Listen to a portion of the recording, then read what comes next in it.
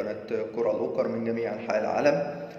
خبرنا النهاردة عن نادي الزيتون السعودي.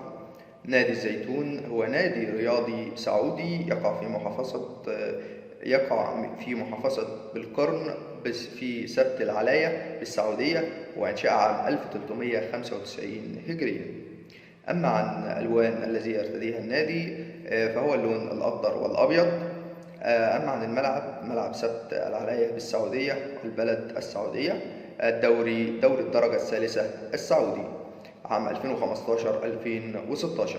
أما عن الإدارة فالمالك الهيئة العامة للرياضة بالسعودية، ومحمد ابن ضيدان التميمي بالسعودية. وبشكركم أعزائي المشاهدين، وبتمنى دايما إن انتوا تتابعونا باستمرار وتشتركوا في القناة وتفعلوا زر الجرس عشان يوصل لكم منا كل حصري وجديد عن أخبار النوادي السعودية وأيضا النوادي المصرية والنوادي العالمية واللاعبين المحليين والدوليين. والسلام عليكم ورحمة الله وبركاته.